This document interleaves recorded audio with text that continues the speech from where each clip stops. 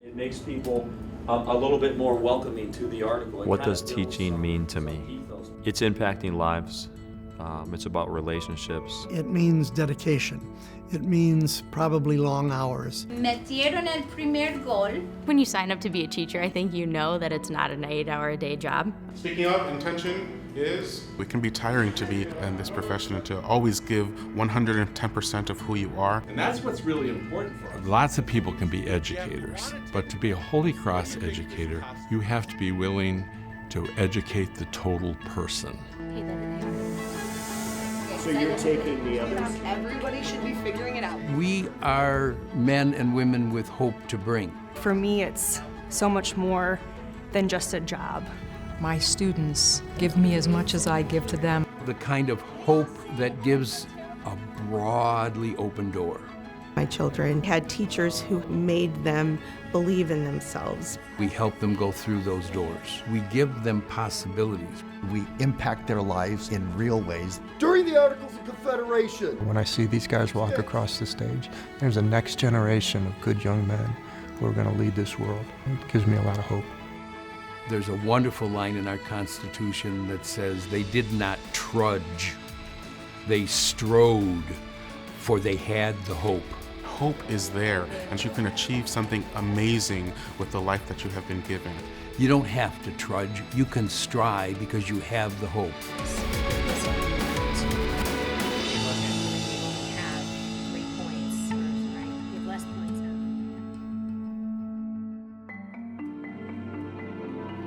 Father Moreau wrote a pamphlet called Christian Education in the 1830s and 40s.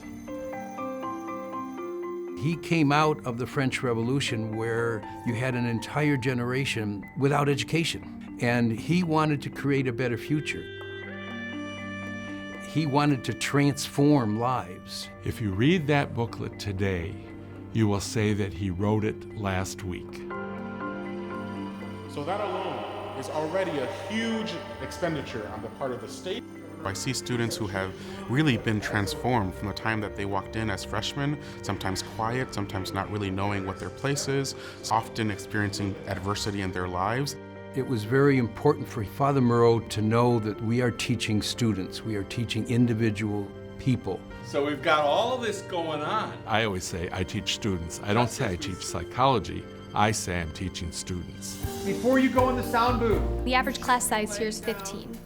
And teachers won't use the same curriculum for each class. They'll adapt it to the personalities that are in that class. So is there some way to incorporate that into? You can't have a cookie cutter approach. We just don't fit people in to this is what we do. I would say the model of teaching in a Holy Cross school is very personal. You get to know the kids, you get to know the families.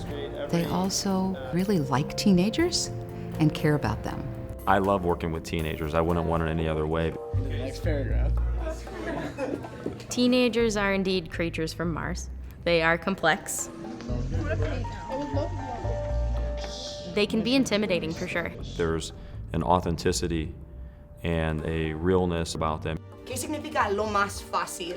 An excellent teacher is definitely one who's personable, organized, but also spontaneous, one that knows you by name. Robert, primera, segunda, tercera. The teachers definitely make a very strong effort to dig deep into what's going on in your life and how it's affecting you. They're willing to spend time and listen to them and not prejudge. You always see kids staying extra to either get help in the classroom or whatever clubs or sports they're involved in. Whenever I'm driving up the hill, I get excited to see my students and to teach my classes. I absolutely love coming to work. Moreau said that the mind shall not be educated at the expense of the heart. That means being holistic. There's a big emphasis on not just academics, but making sure that the kids are getting involved. They show that we are a person and not so much just a brain. Since I came here, I've become much more confident and much more vivacious. It's a fun word to say. I actually enjoy coming to school every day, which is not something that a lot of people can say. They will tell you at the end, okay? When you start any class, kids are always skeptical. They're wondering, who are you? What are you all about? And in the back of my head, I always think of a quote that Teddy Roosevelt gave, which was, "Nobody cares how much you know until they know how much you care." And so I always let the students know that I care about them. It's taking the time to get to know and understand each student and what their needs are. Every student enters your classroom with individual worries, concerns, hopes, fears. All right, gentlemen, we're going to change gears a little bit. We're going to write down some new lesson objectives. It's not just about content and skills. It's about building the entire person. To bring them to their best person, not just their most educated person. Yes, we are going to teach them calculus, and that is important, but I also want the students to understand that I am here for them as a person, not just as a teacher. They don't act like their students are robots. They act like their students are real and genuine people. They've just been like mentors to me, guiding me, teaching me life lessons that I feel like has really been propelling me to move forward. You no longer have the sage on the stage. You can't stand in front of a group of students and just pontificate and give them information. It has to be an integrated approach that says we want you to think critically. Did you all come to an agreement on a recommendation for that? The teachers are amazing, and you learn the charisms through them. It's not learning off a sheet, it's learning through actions that they pursue. It's how we connect with everybody on a daily level that really is important.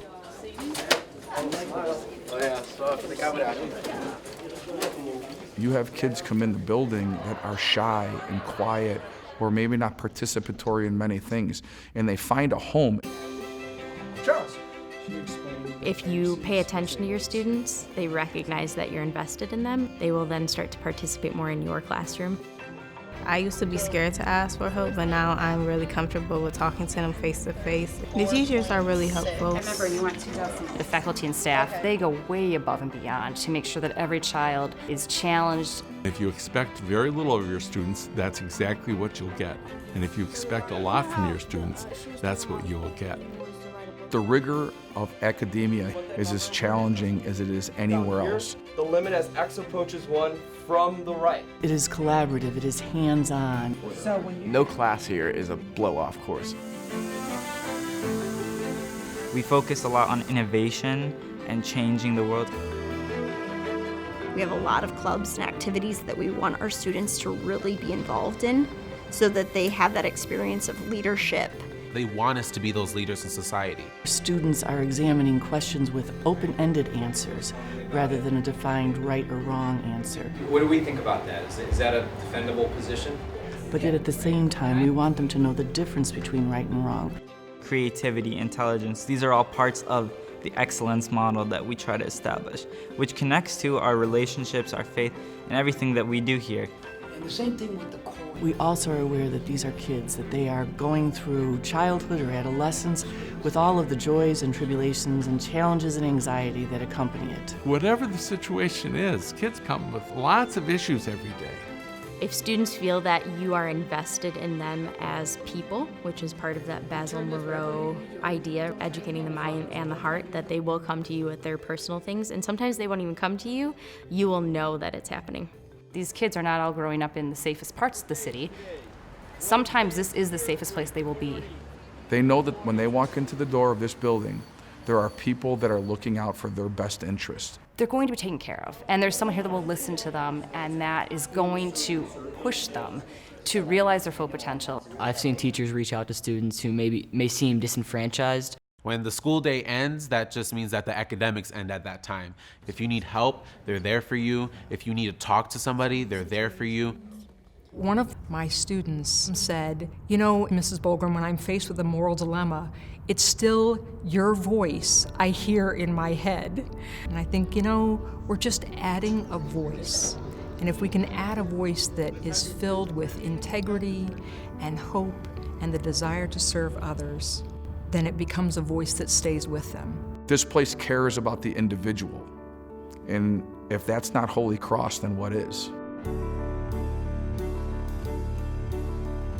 Basil Moreau speaks about this idea that saints are great And scholars are great, but we need more saints, right? We need more saints than scholars. We're not just presenting information. We are also forming the students. Knowledge is great and it's going to empower our students, but they need to know what they are being empowered to do. Information leads to formation, leads to transformation. You can have a brilliant mind, but if you don't use that for the good of society and the good of people, then what good is it? As a Holy Cross educator, we want them to be formed into people who are agents of change in their communities and in the nation and in the world. Do we step out of our comfort zone and recognize that there is an injustice going on, and then do you have the courage to act on it? Or just go about your way saying, oh well.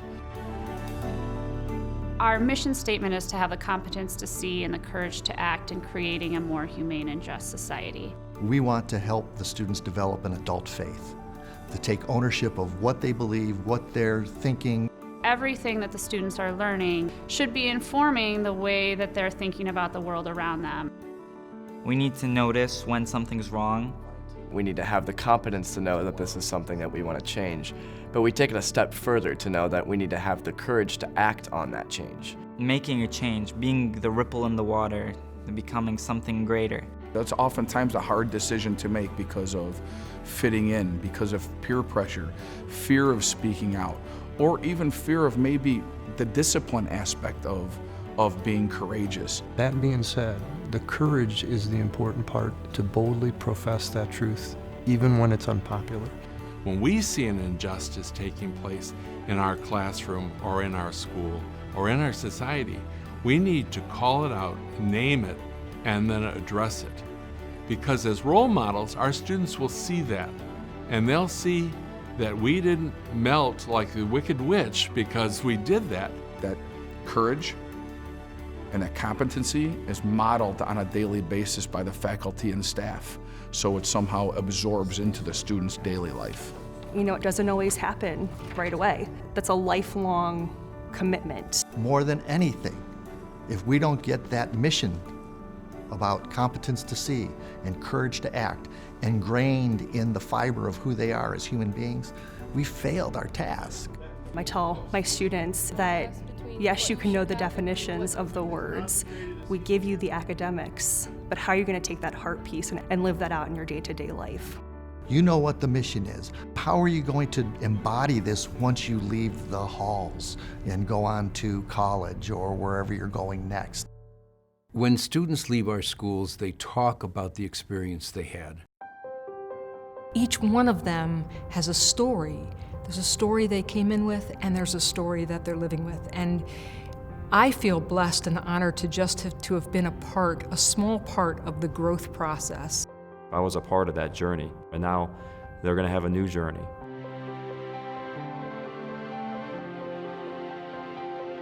The lessons that they remember aren't the ones that I spent the most time teaching. They were the lessons that were communicated by the smile I gave, the interest I showed. Sometimes it's not what I teach, it's how I teach.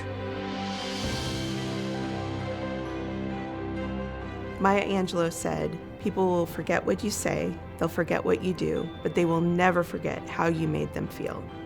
And I can think right now of literally dozens of people off the top of my head who made my children feel important and feel like they could be whatever they wanted to become.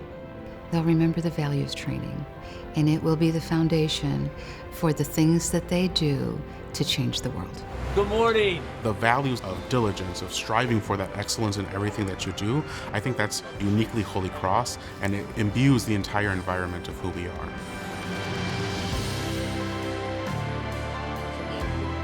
So 13 states need to ratify the Constitution. Wow. 5 to 12. If you're just teaching your subject only, then maybe it is just a job.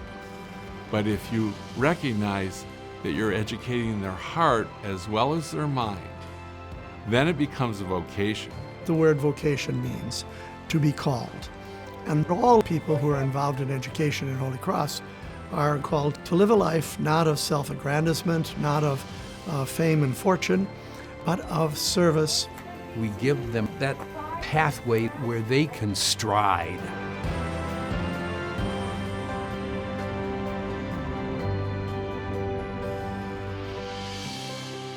Father Moreau's vision and dream will carry on and will continue to educate the hearts and minds of all of our students.